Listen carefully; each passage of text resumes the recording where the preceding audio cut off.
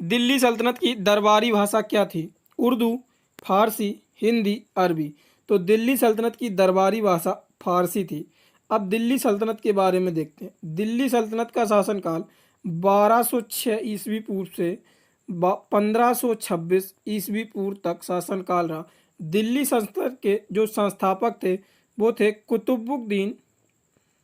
कुतुबुद्दीन ऐबक, और कुतुबुद्दीन ऐबक मोहम्मद गौरी के गुलाम थे। दिल्ली सल्तनत में कुल 5 राजवंशों का जिक्र मिलता है, जो देखते हैं। पहला राजवंश है गुलाम वंश। गुलाम वंश जिसका शासनकाल 1206 से 1290 ईस्वी तक रहा। दूसरा वंश है खिलजी वंश। दूसरा कौन सा है? दूसरा है खिलजी वंश, जिसका शासनकाल 1290 से 1320 तक रहा।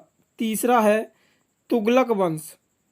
तीसरा है तुगलक वंश, जिसका का शासनकाल 1320 से 1414 तक रहा। चौथा वंश देखते हैं। चौथा वंश है सैयद वंश। चौथा वंश कौन सा है? चौथा वंश है सैयद वंश, जिसका शासनकाल 1414 से 1451 ईस्वी तक रहा। और आखिरी वंश था दिल्ली सल्तनत का, जो था लोधी वंश। लोधी वंश का शासनकाल 1451 से 1526 तक रहा। यह थी दिल्ली सल्तनत से महत्वपूर्ण जानकारियाँ। अगला प्रश्न देखते हैं। ये प्रश्न आप लोगों की परीक्षा के दृष्टि से बहुत ही महत्वपूर्ण प्रश्न है।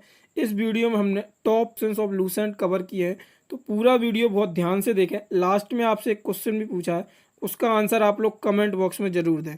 प्रश्न देखते हैं। प्रश्न है, आगरा नगर की स्थापना किसके द्वारा की गई थी? फिरोज शाह तुगलक, मोहम्मद बिन तुगलक, अलाउद्दीन खिलजी और सिकंदर लोधी। तो जो आगरा नगर की स्थापना की गई थी वो सिकंदर लोधी के द्वारा की गई थी। आगरा नगर की स्थापना सिकंदर लोधी ने 1506 ईस्वी में आगरा की स्थापना की। सिकंदर लोधी ने एक भूमि मापने की इकाई चलाई थी, जिसको गज ए सिकंदरी के नाम से जाना गया। किसके नाम से जाना गया? गज ए सिकंदरी के नाम से जाना गया। और 1517 में सिकंदर लोधी की मृत्यु हो जाती है। 1517 में सिकंदर लोधी की मृत्यु हो जाती है। और सिकंदर लोधी की मृत्यु के बाद इब्राहिम लोधी, जो कि इब्राहिम शाह की उपाधि से आगरा के सिंहासन पर बैठता है। अगला प्रश्न देखते हैं। अगला प्रश्न है, किसके शासनकाल में सबसे अधिक मुगल आक्रमण हुए? बलबन, फिरोज शाह तुगलक, मोहम्मद बिन तुगलक, अलाउद्दीन खिलजी।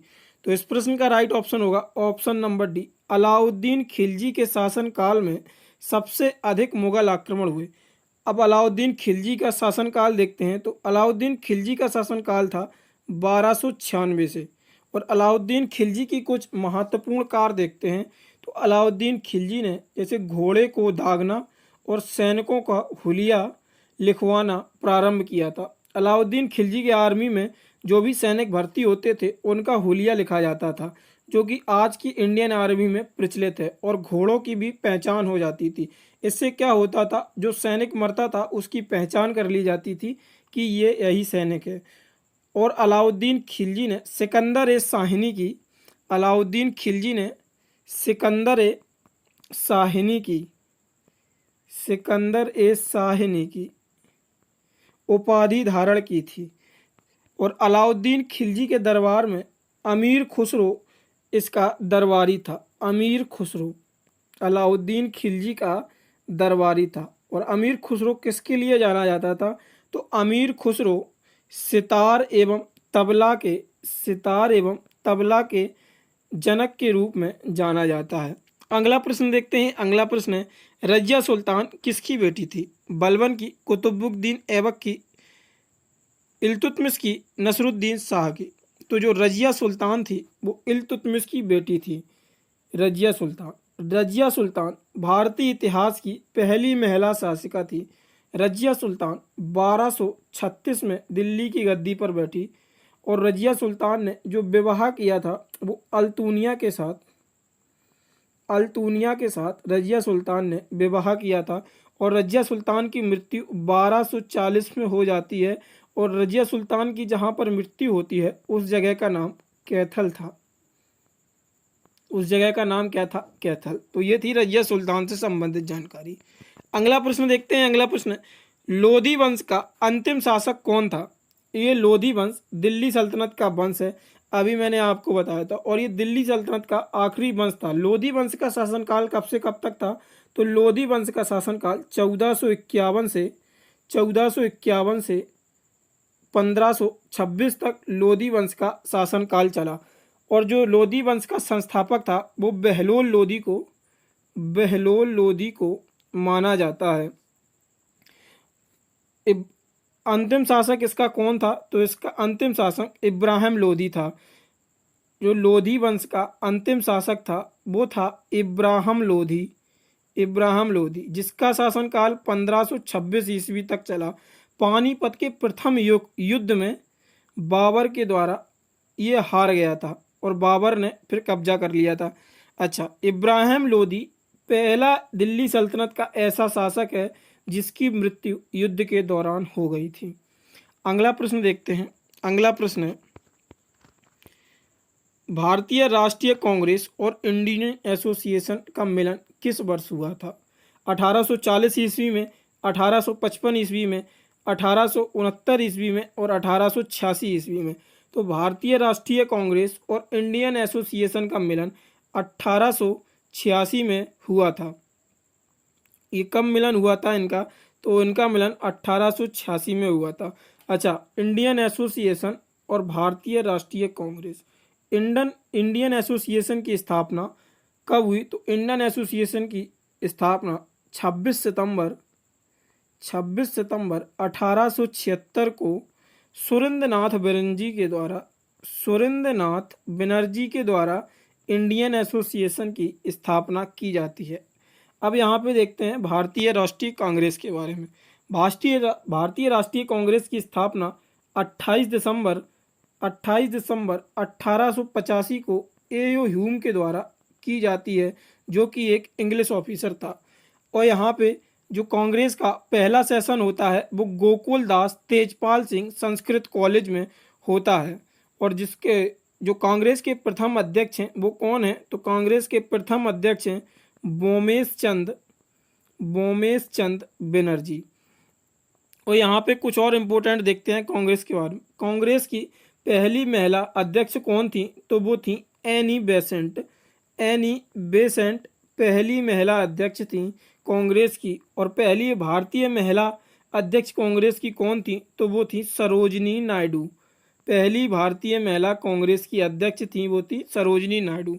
और पहले कांग्रेस के मुस्लिम अध्यक्ष कौन थे? तो वो थे तैयब जी, पहले मुस्लिम कांग्रेस के अध्यक्ष थे।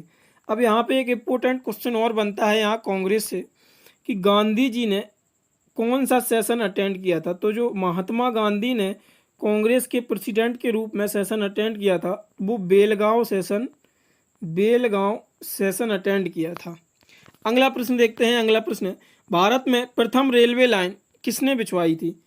William Dundley, Roger Smith, Lord Dalhousie, Warren Hasting.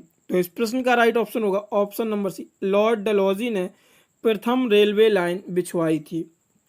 अगला प्रश्न देखते हैं। अगला प्रश्न है, भारत में प्रथम रेलवे लाइन का निर्माण किन नगरों के बीच हुआ था?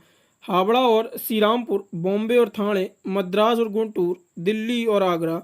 तो इस प्रश्न का राइट ऑप्शन होगा मुंबई और ठाणे के बीच प्रथम रेलवे लाइन का निर्माण हुआ था। और इसी लाइन पे जो भारत का पहला रेलवे टर्मिनल बना था वो बोरीबंदर रेलवे टर्मिनल इसी लाइन पे स्थित है, मुंबई और ठाणे के बीच। तो पहला जो रेलवे टर्मिनल था वो बोरीबंदर टर्मिनल था, जिसका अब नाम शिवाजी टर्मिनल कर दिया गया है।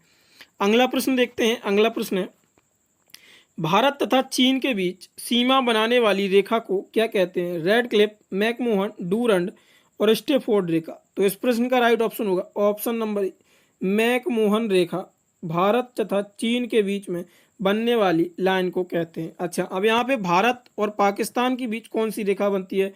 तो भारत और पाकिस्तान के बीच रेड क्लिफ रेखा बनती है। और अफगानिस्तान के बीच भी ये रेड क्लिफ रेखा बनती है। अगला प्रश्न देखते हैं। अगला प्रश्न है, भारत में अंग्रेजों के समय प्रथम जनगणना किसके कार्यकाल में हुई थी? Lord Dufferin, Lord Lytton, Lord Mayo, Lord Ripon. तो इस प्रश्न का राइट ऑप्शन होगा लॉर्ड मियो। प्रथम जनगणना लॉर्ड मियो के शासनकाल में हुई थी। अच्छा, यहाँ पे जनगणना के बारे में देखते हैं। प्रथम जनगणना 1872 में लॉर्ड मियो के द्वारा की गई थी, और जो दशकवार जनगणना शुरू हुई थी 1881 से, वो भी लॉर्ड मियो के कार्यकाल में शुरू हुई थी। और स्वतंत्र भारत की जो पहली जनगणना हुई थी, स्वतंत्र भारत की जो पहली जनगणना हुई थी वो 10 फरवरी 1951 से शुरू हुई थी। और अभी जो लेटेस्ट जनगणना हुई थी वो 2011 में आखिरी जनगणना हुई थी। तब से कुछ एजेंसीज और एनजीओ द्वारा और सरकार के अपनी निजी तौर पे ऐसे सर्वे करा लिए गए हैं, लेकिन 2011 के बाद जनगणना नहीं हुई है, क्योंकि बीच में कोविड आ गया, तो कोविड की वजह से पोस्टपोन्ड हो गया। तो अब संभावित है 2031 में ही होगी, या फिर बीच में भी प्लान आ सकता है। और अभी जो लेटेस्ट जनगणना हुई है वो 2011 में ही हुई थी। अगला प्रश्न देखते हैं। अगला प्रश्न है, निम्नलिखित में से किसे प्राकृतिक सुरक्षा का बल्ब कहा जाता है? भूकंप, ओजोन गैस, ज्वालामुखी और नदियाँ। तो प्राकृतिक सुरक्षा का बल्ब, ये क्वेश्चन बहुत ज़्यादा इम्पोर्टेंट है। प्राकृतिक सुरक्षा का बल्ब ज्वालामुखी को कहा जाता है। अब यहाँ से ज्वालामुखी आए, तो ज्वालामुखी भारत में कितने हैं?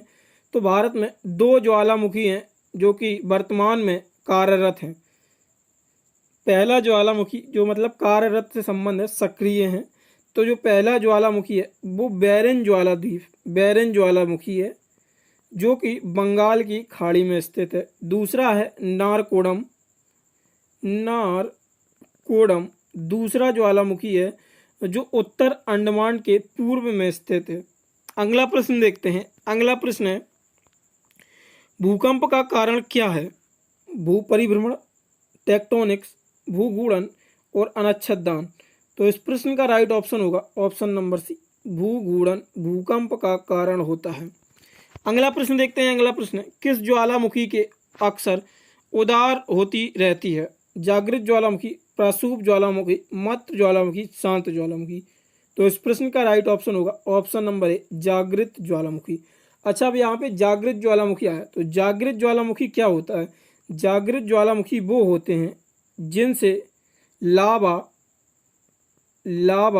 गैस और विखंडित पदार्थ सदैव निकलते रहते हैं, तो वो जागृत ज्वालामुखी होते हैं। अगला प्रश्न देखते हैं। अगला प्रश्न है, विश्व का सबसे ऊंचा ज्वालामुखी पर्वत कैप तिसो कहाँ स्थित है? जापान, फिलीपींस, हवाई द्वीप, इक्वाडोर। तो सबसे ऊंचा ज्वालामुखी पर्वत कोटोपैक्सी इक्वाडोर में स्थित है। और ये वर्तमान में ज्वालामुखी सक्रिय भी है।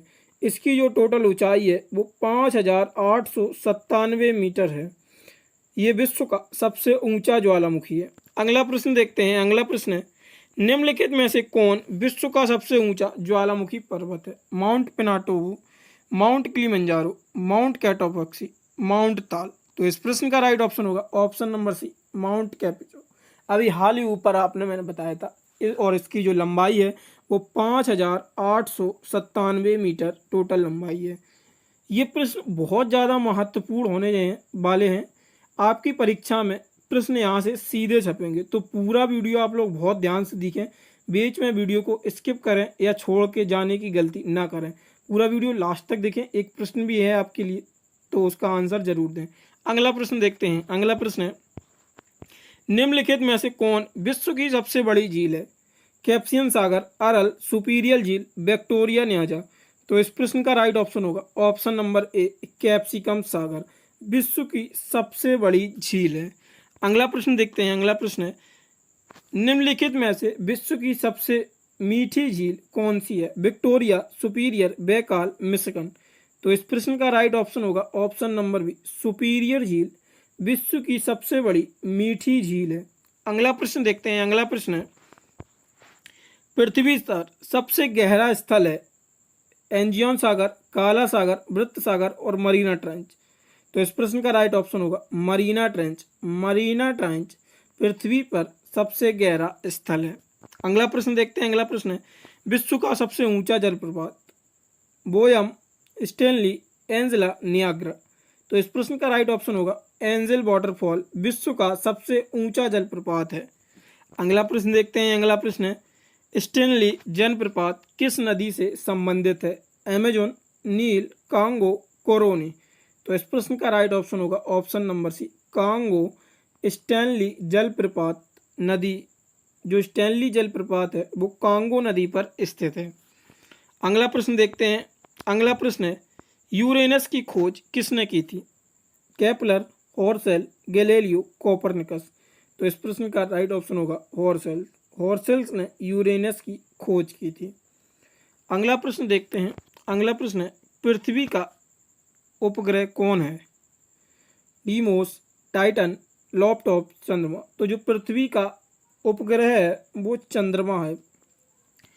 अगला देखते हैं। अगला प्रश्न है पृथ्वी से दिखने वाली चंद्रमा की सतह कुल सतह का कितना प्रतिशत है? 33%, 59%, 69%, 70%। तो इस प्रश्न का राइट ऑप्शन होगा ऑप्शन नंबर बी 59% पृथ्वी से दिखने वाली चंद्रमा की सतह का कुल प्रतिशत है। अगला प्रश्न देखते हैं। अगला प्रश्न है रेगिस्तानों में बादल बरसते नहीं हैं क्योंकि उच्च वायु वेग के कारण, निम्न ताप के कारण, निम्न आर्द्रता के कारण, अल्प वायु वेग के कारण। तो इस प्रश्न का राइट ऑप्शन होगा ऑप्शन नंबर सी निम्न आर्द्रता के कारण रेगिस्तानों में बादल नहीं बरसते हैं। अगला प्रश्न देखते हैं। अगला प्रश्न है कौन सा देश सबसे अधिक द्वीप समूह से मिलकर बना है? Papua New Guinea, Philippines, Japan, Indonesia. तो इस प्रश्न का राइट ऑप्शन होगा इंडोनेशिया। इंडोनेशिया सबसे अधिक द्वीप समूह से मिलकर बना है। अच्छा, यहाँ पे इंडोनेशिया के बारे में आपको जानकारी देते। इंडोनेशिया की जो राजधानी है वो जकार्ता है और जो 2022 का G20 हुआ था वो इंडोनेशिया के बाली में हुआ था और जो कि अभी हाल ही में 2023 का होस्ट किसने किया है? 2023 का होस्ट इंडिया ने किया है और 2024 के लिए इंडिया ने किसे होस्ट बनाया है? तो वो होगा ब्राज़ील। अगला प्रश्न देखते हैं। अगला प्रश्न है किस महाद्वीप में एटलस पर्वत स्थित है? Asia, Australia, Europe, America. तो इस प्रश्न का राइट ऑप्शन होगा ऑप्शन नंबर डी अफ्रीका में एटलस पर्वत स्थित है। अगला प्रश्न देखते हैं। अगला प्रश्न है the economic history of India के लेखक कौन है? आर.वी. मजूमदार, आर.जी. भंडारकर, रजनी पॉस और रामचंद्रन दत्ता। तो इस प्रश्न का राइट ऑप्शन होगा option number D Ramesh Chandra Dutta the economy history of India के लेखक हैं। अगला प्रश्न देखते हैं। अगला प्रश्न है भारत में किस खाद्य फसल का उत्पादन सबसे अधिक होता है? मक्का, गेहूं, ज्वार, चावल। तो इस प्रश्न का राइट ऑप्शन होगा ऑप्शन नंबर डी चावल भारत में सबसे अधिक खाद्य फसल के रूप में उत्पादित किया जाता है। अगला प्रश्न देखते हैं। अगला प्रश्न है भारत के रेल के डिब्बे को कहाँ बनाया जाता है? कपूरथला तथा पेरम्बूर में, हैदराबाद तथा पेरम्बूर में, वाराणसी तथा पेरम्बूर में, जमशेदपुर तथा पेरम्बूर में। तो इस प्रश्न का राइट ऑप्शन होगा ऑप्शन नंबर ए कपूरथला तथा पेरम्बूर में भारतीय रेल के डिब्बों को बनाया जाता है। अगला प्रश्न देखते हैं। अगला प्रश्न है भारत में पहली बार जनगणना कब हुई थी? तो अभी मैंने आपको ऊपर प्रश्न एक्सप्लेन किया था। अगर आपने वीडियो पूरा देखा है तो आप लोग इस प्रश्न का आंसर जरूर बता देंगे। कमेंट में आप लोग जरूर बताएं इस प्रश्न का आंसर। इसका आंसर चलो बताते हैं। 1861, 1881, 1872 और 1882। तो जो पहली भारत में जनगणना हुई थी वो 1881 में पहली जनगणना, ये दशकवार जनगणना हुई थी और जो पहली जनगणना हुई थी वो 1872 में लॉर्ड मियो के द्वारा की गई थी और लॉर्ड मियो भी 1881 की जनगणना दशकवार हुई थी उसमें भी लॉर्ड मियो के कार्यकाल में हुई थी। तो इस प्रश्न का राइट ऑप्शन क्या होगा? तो इस प्रश्न का राइट ऑप्शन होगा ऑप्शन नंबर सी 1872 में पहली जनगणना हुई थी। और स्वतंत्र भारत की पहली जनगणना कब शुरू हुई थी? तो स्वतंत्र भारत की पहली जनगणना 10 फरवरी 1951 में शुरू हुई थी। अगला प्रश्न देखते हैं। अगला प्रश्न है टिहरी जल विद्युत परिसर किस राज्य में स्थित है? उत्तराखंड, उत्तर प्रदेश, हिमाचल प्रदेश, सिक्किम। तो इस प्रश्न का राइट ऑप्शन होगा option number A Uttarakhand. Tehri जल विद्युत परिसर उत्तराखंड में स्थित है। अगला प्रश्न देखते हैं। अगला प्रश्न है क्योटो प्रोटोकॉल किस वर्ष अमल में लाया गया था? वर्ष 2004 में, वर्ष 2010 में, वर्ष 2005 में, वर्ष 2002 में? तो इस प्रश्न का राइट ऑप्शन होगा ऑप्शन नंबर सी, वर्ष 2005 में। अगला प्रश्न देखते हैं। अगला प्रश्न है, रात्रि आकाश में चमकने वाले पिंडों को क्या कहा जाता है? खगोलीय पिंड, उल्का पिंड, तारामंडल, एस्ट्रॉइड्स? तो इस प्रश्न का राइट ऑप्शन होगा ऑप्शन नंबर ए, खगोलीय पिंड। अगला प्रश्न देखते हैं। अगला प्रश्न है, दिन में 2 बार समुद्र के पानी लयबद्ध उतार चढ़ाव को क्या कहते हैं? लहर, सुनामी, ज्वार, धारा? तो इस प्रश्न का राइट ऑप्शन होगा ऑप्शन नंबर सी, ज्वार। जो समुद्र में दिन में 2 बार लयबद्ध उतार चढ़ाव आता है तो उसको ज्वार के नाम से जाना जाता है। अगला प्रश्न देखते हैं। अगला प्रश्न है, भारत थाईलैंड हाईवे किस देश से होकर गुजरता है? म्यांमार से, वियतनाम से, बांग्लादेश से? इनमें से कोई नहीं। तो इस प्रश्न का राइट ऑप्शन होगा ऑप्शन नंबर ए, म्यांमार से भारत थाईलैंड हाईवे गुजरता है। आप लोगों को फिर हम बता रहे हैं, ये वीडियो बहुत ज़्यादा इम्पोर्टेंट है आपके एग्जाम पॉइंट ऑफ व्यू से। पूरा वीडियो आप लोग बहुत ध्यान से देखें, परीक्षा में आपको प्रश्न यहाँ से सीधे मिलेंगे। तो प्रश्न देखते हैं, कार्ल मार्क्स किस देश के थे? France, Germany, Britain, Italy?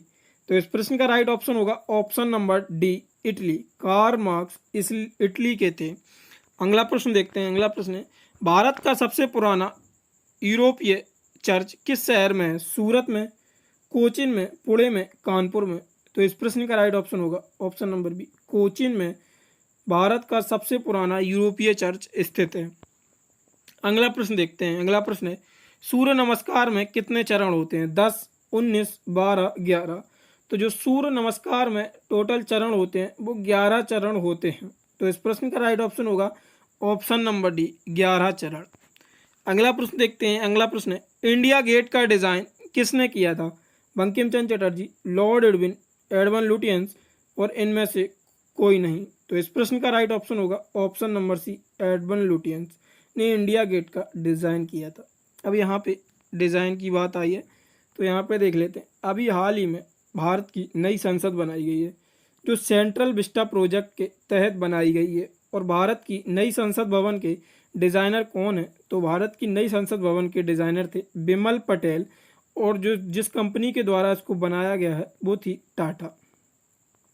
अगला प्रश्न देखते हैं। अगला प्रश्न है, और यहाँ पे एक चीज़ और देख लेते हैं, जो नई संसद भवन की लोकसभा की थीम है, जो लोकसभा की थीम है वो पीकॉक थीम के ऊपर है, और जो राज्यसभा की थीम है वो लोटस थीम के ऊपर है।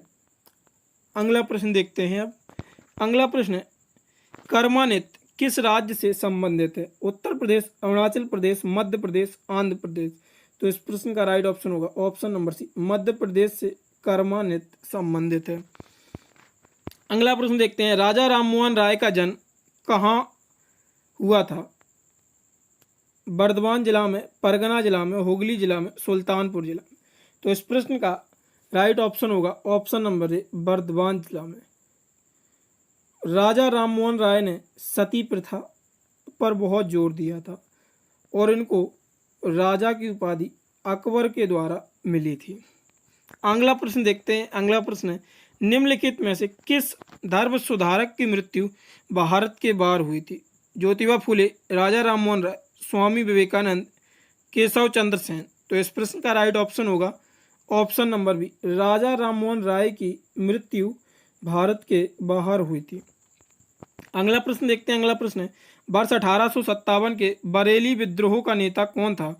कुंवर सिंह, भगत सिंह, खान बहादुर, मौलवी अहमद शाह? तो इस प्रश्न का राइट ऑप्शन होगा ऑप्शन नंबर सी, खान बहादुर। अगला प्रश्न देखते हैं। अगला प्रश्न है, निम्नलिखित में से कौन आज़ादी की पहली लड़ाई में शामिल नहीं हुआ था? रानी लक्ष्मीबाई, भगत सिंह, तात्या टोपे, बहादुर शाह जफर द्वितीय? तो इस प्रश्न का राइट ऑप्शन होगा option number B, Bhagat Singh आज़ादी की पहली लड़ाई में शामिल नहीं हुए थे। अगला प्रश्न देखते हैं। अगला प्रश्न है, इल्बर्ट बिल विवाद किस वायसराय के कार्यकाल में उभरा था? रिपन, लिट्टन, डरफिन और नॉर्थब्रुक? तो इस प्रश्न का राइट ऑप्शन होगा option number A, Ripon. Ilbert bill Ripon के कार्यकाल में उभरा था, जो विवाद के रूप में उभरा था। अगला प्रश्न देखते हैं। अगला प्रश्न है, किसको हर्मिट ऑफ शिमला के नाम से जाना जाता है? जॉर्ज यूल, विलियम बेवर्डन, एलन ऑस्टविन ह्यूम और रविंद्रनाथ टैगोर। तो इस प्रश्न का राइट ऑप्शन होगा ऑप्शन नंबर सी, एल1 ऑस्टविन ह्यूम। एओ ह्यूम को हर्मिट ऑफ शिमला के नाम से जाना जाता है और एओ ह्यूम ही कांग्रेस के संस्थापक थे। अगला प्रश्न देखते हैं। अगला प्रश्न है, ब्रिटिश संसद के लिए कौन सा भारत पहली बार निर्वाचित हुआ था? जवाहरलाल नेहरू, दादा भाई नौरोजी, सरदार वल्लभ भाई पटेल, अब्दुल कलाम आज़ाद। तो इस प्रश्न का राइट ऑप्शन होगा ऑप्शन नंबर बी, दादा भाई नौरोजी ब्रिटिश संसद के पहले भारतीय थे जिनको निर्वाचित किया गया था। अगला प्रश्न देखते हैं। अगला प्रश्न है, किस गवर्नर जनरल के कार्यकाल के दौरान भारतीय राष्ट्रीय कांग्रेस पार्टी बनी थी?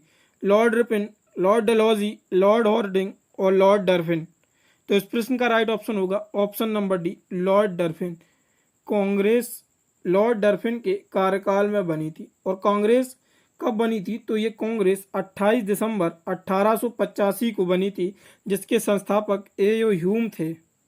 अगला प्रश्न देखते हैं। अगला प्रश्न है, निम्नलिखित में से कौन गदर पार्टी का प्रमुख नेता था? हरदयाल, पीवी मित्रा, बिपिन चंद्र पाल, बीजी तिलक। तो गदर पार्टी का प्रमुख नेता कौन था? तो इस प्रश्न का राइट ऑप्शन होगा हरदयाल। लाला हरदयाल गदर पार्टी के प्रमुख संस्थापक थे। नीति आयोग का पदेन सभापति कौन होता है? प्रधानमंत्री, राज्यपाल, लोकसभा अध्यक्ष, उपराष्ट्रपति। नीति आयोग का पदेन सभापति प्रधानमंत्री होता है। नीति आयोग के बारे में देखते हैं। नीति आयोग जो कि पहले योजना आयोग था, 1 जनवरी 2015 को योजना आयोग की जगह नीति आयोग कर दिया गया। नीति आयोग थिंक टैंक के रूप में काम करता है। थिंक टैंक के रूप में काम करता है। नीति आयोग का फुल फॉर्म है राष्ट्रीय भारत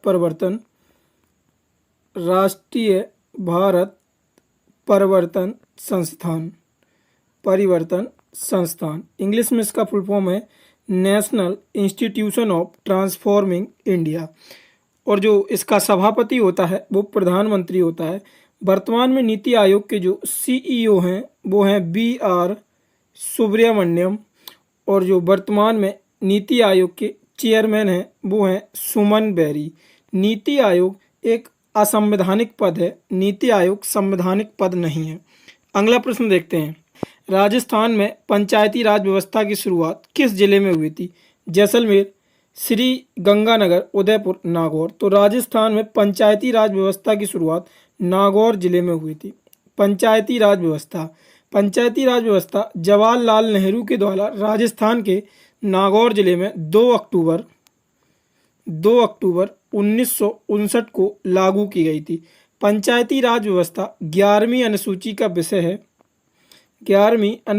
विषय है और इसमें टोटल 29 विषय हैं। पंचायती राज व्यवस्था 11वीं अनुसूची में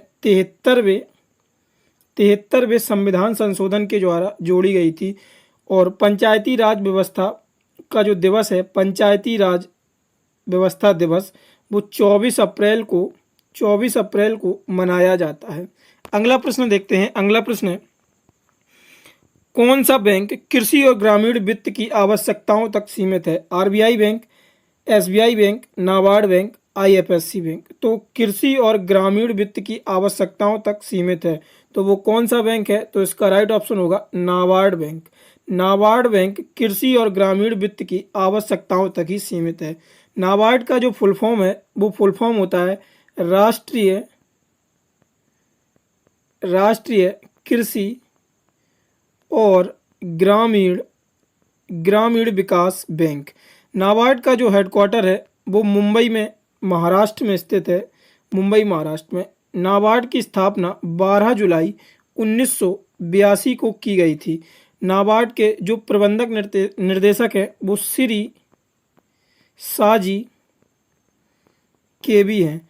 और जो ये नाबार्ड बैंक कृषि और ग्रामीण वित्त बैंक है, इसको जो लागू किया गया था वो शिवरमन समिति की सिफारिश के द्वारा लागू किया गया था। कौन सी समिति थी? शिवरमन समिति की सिफारिश पे नाबार्ड बैंक को लागू किया गया था। अगला प्रश्न देखते हैं। अगला प्रश्न है, संचार की उपग्रह की वायुमंडल स्तर में स्थिति है? समताप मंडल में, आयन मंडल में, क्षोभ मंडल में, बाहरी मंडल में। तो इस प्रश्न का राइट ऑप्शन होगा ऑप्शन नंबर बी, आयन मंडल में, आयनोस्फीयर में संचार उपग्रह की वायुमंडलीय स्तर में स्थित होती हैं।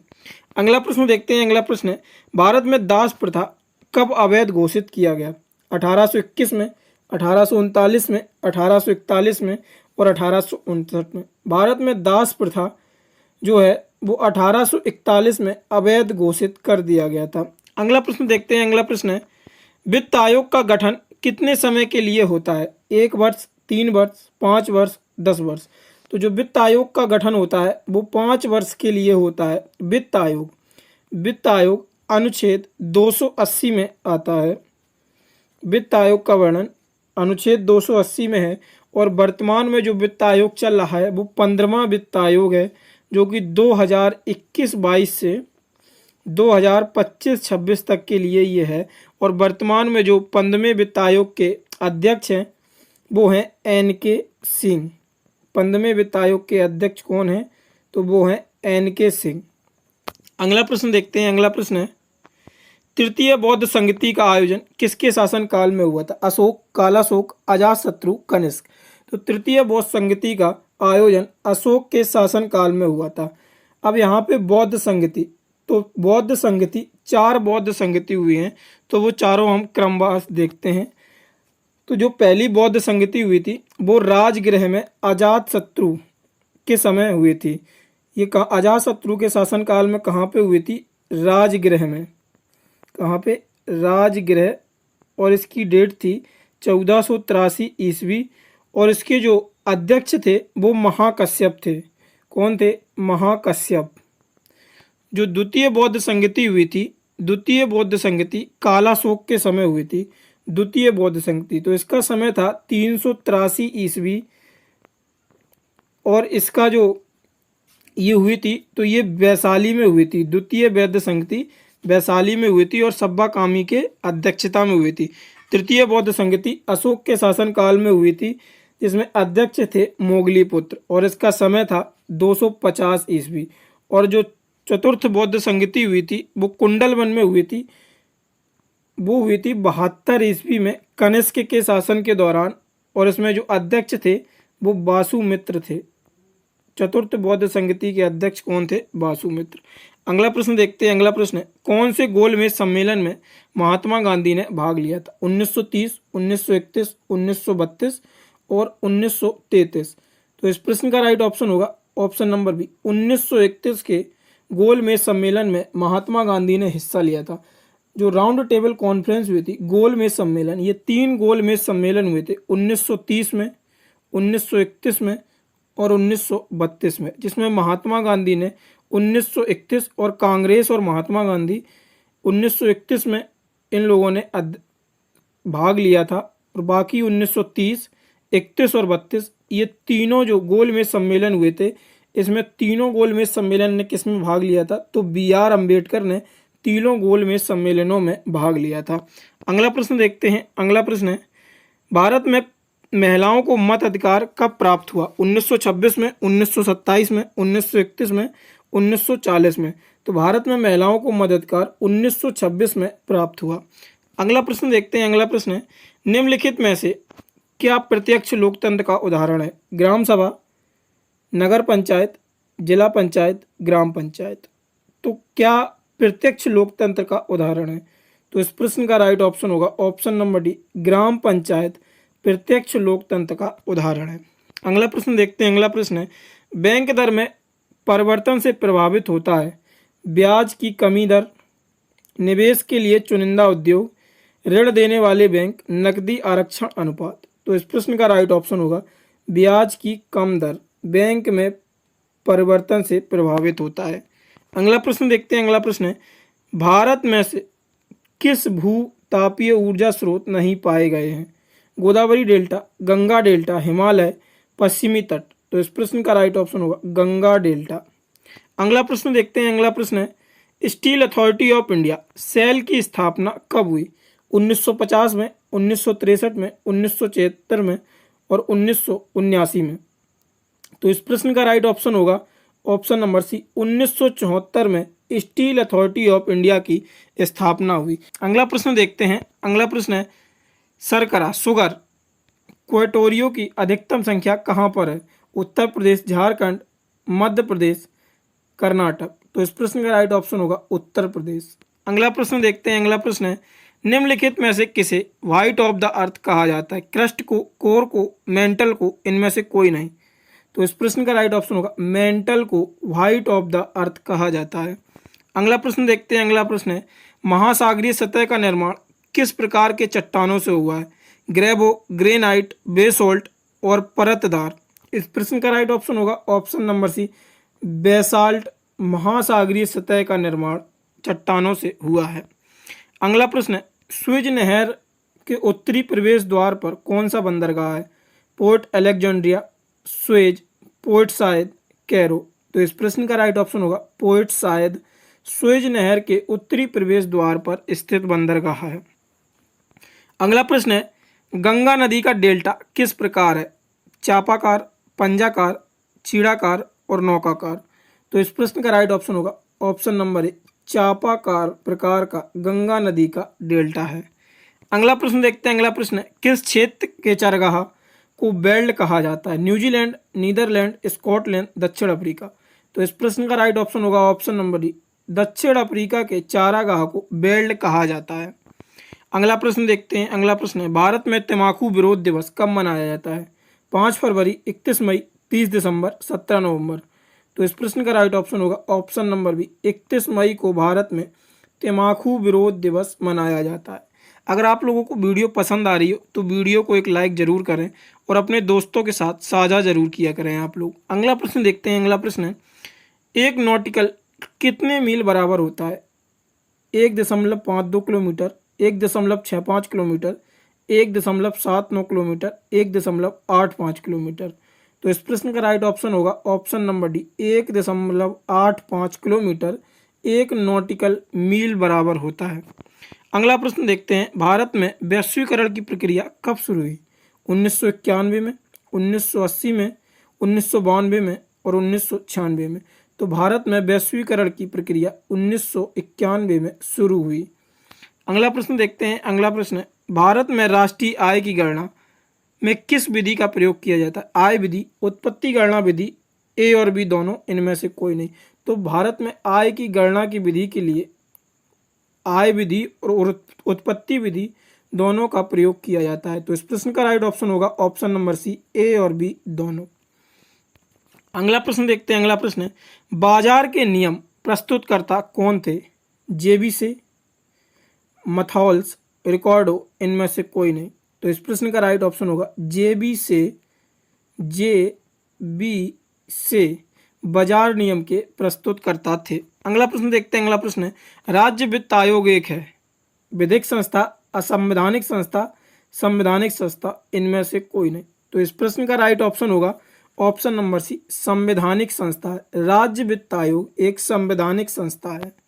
अगला प्रश्न देखते हैं। अगला प्रश्न है भारत में स्वतंत्रता के बाद प्रथम आम चुनाव कब संपन्न कराए गए? 1947 में, 1949 में, 1951 में, 1952 में। तो भारत में स्वतंत्रता के बाद प्रथम आम चुनाव 1952 में संपन्न कराए गए थे। अगला प्रश्न है आपका बक्सर की लड़ाई ईस्ट इंडिया कंपनी के द्वारा किसके साथ लड़ी गई थी? मीर कासिम, सादत अली खान द्वितीय, अली वर्दी खान, सिराजुद्दौला। तो इस प्रश्न का राइट ऑप्शन होगा मीर कासिम के साथ बक्सर की लड़ाई ईस्ट इंडिया कंपनी के द्वारा लड़ी गई थी। अगला प्रश्न है भारत पहुंचने वाला डच व्यक्ति कौन था? हॉटमैन, फिलिप वन, फिलिप द्वितीय, इनमें से कोई नहीं। तो इस प्रश्न का राइट ऑप्शन होगा हॉटमैन भारत पहुंचने वाला पहला डच व्यक्ति था। अगला प्रश्न देखते हैं। अगला प्रश्न है निम्नलिखित में से किस प्रकार की नीति का पलायन किया? गैर प्रतिशोध नीति, गुट निरपेक्ष नीति, गैर हस्तक्षेप नीति, इनमें से कोई नहीं। ये प्रश्न थोड़ा मिस्टेक है। निम्नलिखित में से भारत ने किस प्रकार की, यहाँ पे भारत होगा, भारत ने किस प्रकार की नीति का पालन किया? तो भारत ने गुट निरपेक्ष नीति का पालन किया था। भारत न तो चीन और रसिया के साथ है न ही अमेरिका के साथ। भारत एक गुट निरपेक्ष नीति का पालन करता है। अगला प्रश्न देखते हैं। अगला प्रश्न है 1817 की पूना संधि के बारे में निम्नलिखित में से कौन सा सत्य है? पेशवा बाजीराव द्वितीय ने मराठा साम्राज्य के ना तो पद का त्याग दिया था, बाजीराव द्वितीय ने क्षेत्र का कुछ हिस्सा अंग्रेजों को दे दिया था, बाजीराव द्वितीय को ब्रिटिश सहमति के बिना किसी बाहरी शक्ति के साथ गठबंधन नहीं करने के लिए मजबूर किया गया। नीचे दिए कोड से आप लोग चुन सकते हैं, केवल एक और दो, केवल एक और तीन, और जो डी ऑप्शन होगा 1 और 2 3। तो इसमें से तीनों जो ऑप्शन है ए, 2 और 3, ये तीनों ही सही है। तो इस प्रश्न का राइट ऑप्शन होगा ऑप्शन नंबर डी। अगला प्रश्न देखते हैं। अगला प्रश्न है प्रसिद्ध 10 राजाओं का युद्ध का उल्लेख किस में मिलता है? अथर्ववेद में, यजुर्वेद में, ऋग्वेद में, सामवेद में। तो इस प्रश्न का राइट ऑप्शन होगा ऋग्वेद में 10 राजाओं के युद्ध का वर्णन मिलता है। अगला प्रश्न देखते हैं। अगला प्रश्न है भारतीय इतिहास में धनवंतरी कौन थे? चंद्रगुप्त मौर्य के प्रसिद्ध सेनापति, चंद्रगुप्त विक्रमादित्य की सभा में सुशोभित करने वाले प्रसिद्ध चिकित्सक, हर्षवर्धन के समय एक प्रसिद्ध नाटककार, उपरोक्त में से कोई नहीं। तो इस प्रश्न का राइट ऑप्शन होगा चंद्रगुप्त विक्रमादित्य की सभा में सुशोभित करने वाले प्रसिद्ध चिकित्सक थे। धनवंतरी जो थे वो प्रसिद्ध चिकित्सक थे। तो इस प्रश्न का राइट ऑप्शन होगा ऑप्शन नंबर बी। अगला प्रश्न देखते हैं। अगला प्रश्न है मोहनजोदाड़ो निम्नलिखित में से कहाँ पर स्थित है? पाकिस्तान के सिंध प्रांत में, अफगानिस्तान में, भारत के गुजरात राज्य में, भारत के पंजाब राज्य में। तो इस प्रश्न का राइट ऑप्शन होगा ऑप्शन नंबर ए, पाकिस्तान के सिंध प्रांत में मोहनजोदड़ो स्थित है।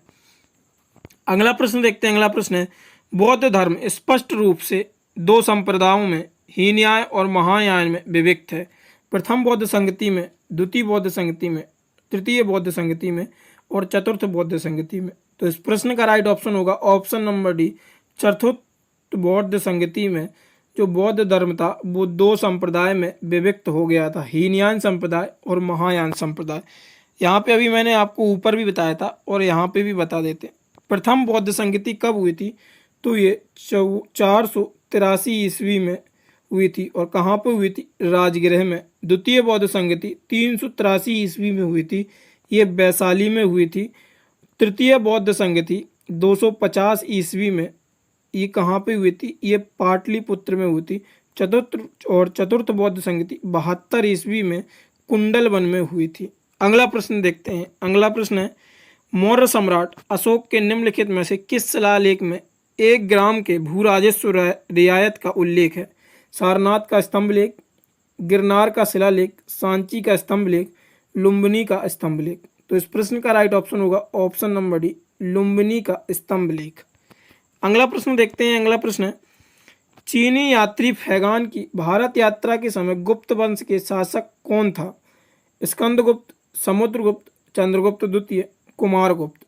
तो इस प्रश्न का राइट ऑप्शन होगा ऑप्शन नंबर सी, चंद्रगुप्त द्वितीय। चीनी यात्री फैगान की भारत यात्रा के समय चंद्रगुप्त द्वितीय गुप्त वंश का शासक था। अगला प्रश्न देखते हैं भारत पर पहला मुस्लिम आक्रमण किस वर्ष हुआ था? 1012 ईस्वी में, 711 ईस्वी पूर्व में, 648 ईस्वी में, 748 ईस्वी में। तो इस प्रश्न का राइट ऑप्शन होगा 711 ईस्वी में भारत पर पहला मुस्लिम आक्रमण हुआ था। अगला प्रश्न देखते हैं जब भारत स्वतंत्र हुआ उस समय कांग्रेस के अध्यक्ष कौन थे? पंडित जवाहरलाल नेहरू, जे.बी. कृपलानी, सरदार वल्लभ भाई पटेल, महात्मा गांधी। तो इस प्रश्न का राइट ऑप्शन होगा जे.बी. कृपलानी जब भारत स्वतंत्र हुआ था उस समय कांग्रेस के अध्यक्ष थे। अगला प्रश्न देखते हैं। अगला प्रश्न है महात्मा गांधी द्वारा व्यक्तिगत सत्याग्रह आंदोलन के लिए प्रथम सत्याग्रही कौन चुना गया था?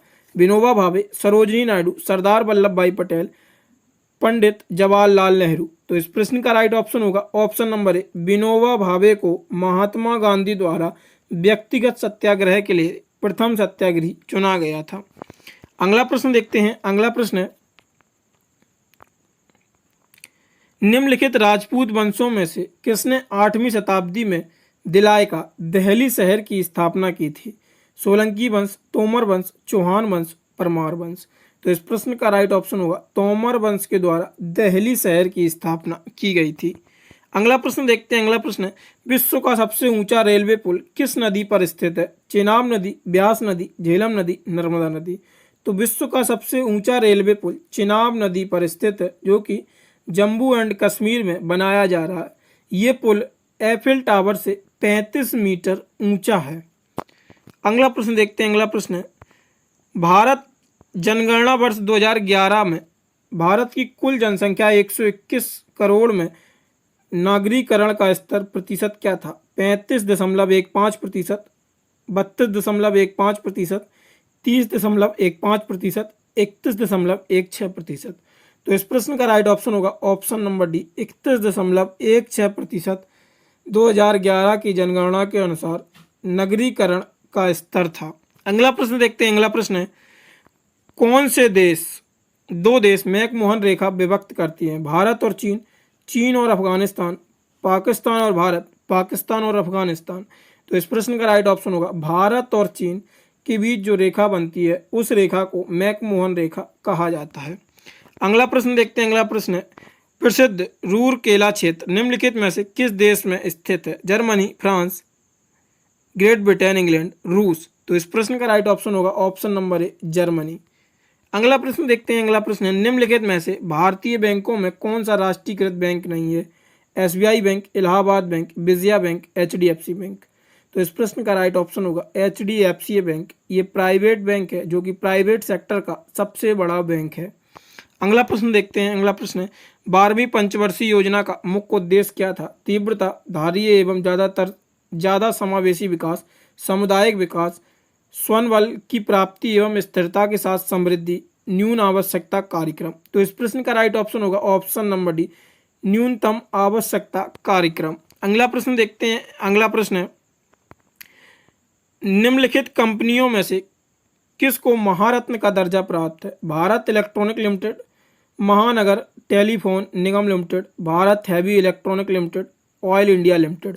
तो इस प्रश्न का राइट ऑप्शन होगा option number C, Bharat heavy electronic limited को महारत्न कंपनी का दर्जा प्राप्त है। अगला प्रश्न देखते हैं। अगला प्रश्न है, जीएसटी की विभिन्न दरों के संदर्भ में अंतिम निर्णय कौन लेने का अधिकार किसके पास है? भारत के प्रधानमंत्री को, भारत के राष्ट्रपति को, संसद को, जीएसटी परिषद को। तो इस प्रश्न का राइट ऑप्शन होगा जीएसटी परिषद को जीएसटी की विभिन्न दरों में अंतिम निर्णय लेने का अधिकार प्राप्त है। और अब आपके लिए रहा आज का प्रश्न, नीति आयोग है, नीति आयोग एक है संवैधानिक निकाय, तदर्भ निकाय, असंवैधानिक निकाय, इनमें से कोई नहीं। इस प्रश्न का आंसर आप लोग कमेंट बॉक्स में जरूर दें। और आप लोगों को अगर वीडियो पसंद आई हो तो वीडियो को लाइक करें, और अभी तक चैनल को सब्सक्राइब नहीं किया तो चैनल को सब्सक्राइब करें, और वीडियो को अपने दोस्तों के साथ जरूर साझा करें। अगर आप लोग इन प्रश्नों का ऑनलाइन टेस्ट देना चाहते हैं तो डिस्क्रिप्शन में मैंने वेबसाइट का लिंक दे रखा है, वहाँ से आप लोग इन प्रश्नों का ऑनलाइन टेस्ट दे सकते हैं। धन्यवाद।